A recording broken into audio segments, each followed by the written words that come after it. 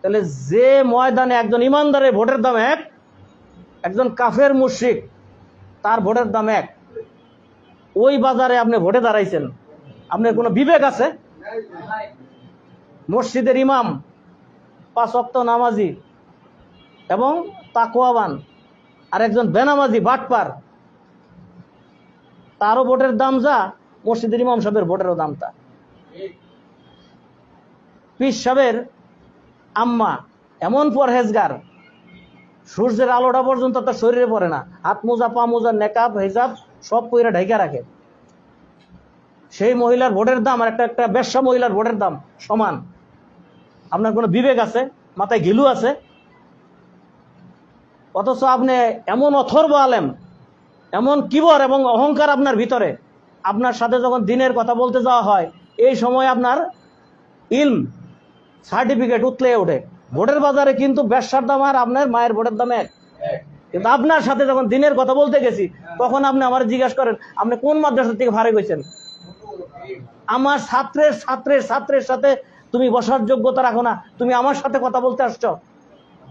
তা আপনি সুরঞ্জিতের সাথে ভোটে দাঁড়াইছেন কেমনে? কাফেরের সাথে ভোটে দাঁড়াইছেন, তখন আপনার লজ্জা করে নাই?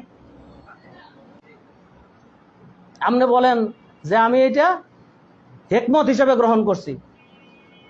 উদাহরণ দিচ্ছেন বিপদে বললে শুয়োর খাওয়া যায়। আপনারা কে বিপদে ফেলাইছে? সরকার কি বলছে ভোট দিতেই হবে, না দিলে আঙ্গুল কেটে ফেলামু? যার হাতে ভোটের চিহ্ন না পাবো তার ভুঁইর আঙ্গুল কেটে ফেলা হবে, সরকার কি ঘোষণা দিছে? আপনি গেছেন কেন ভোট দিতে? সরকার কি বলছে? যদি আমাদের খালি ফিল্ডে ছেড়ে দেওয়া হয়, কেউ প্রতিদ্বন্দ্বিতা না করে আমাদের অপমানবদস্ত করা হয়, তাইলে যারা যারা প্রার্থী হবে না ওই সব লোকরে জেল ফাঁসি দেওয়া হবে, এই কথা বলছে? তা আপনি কেন ভোটে যেয়ে দাঁড়াইছেন? তার মানে কি আপনি নিজে রব হইয়া নিজে একটা ফায়সালা করে ভোটে যেয়ে দাঁড়াইছেন এবং আল্লাহর বিধান রে মানুষের উপর ইচ্ছার উপরে ছেড়ে দিয়েছেন।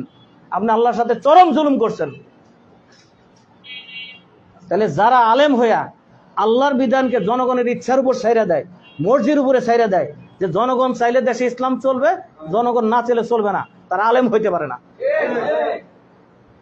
আল্লাহর ফয়সালায় তারা রব হয়ে গেছে। এই রবদেরকে ত্যাগ করতে হবে। আর জাতির লোককে প্রকৃত ইমান ইসলামের দিকে যারা ডাকতেছে এবং এই দিকে নেতৃত্ব দিতেছে এবং দুনিয়ার সকল লোভ লালসা ত্যাগ কইরা নিজের জীবনের মায়া ত্যাগ কইরা যে জাতির লোককে ঐক্যবদ্ধ করার জন্য ডাকতেছে, ওই আমিরের নেতৃত্বে আমাদের ঐক্যবদ্ধ হতে হবে।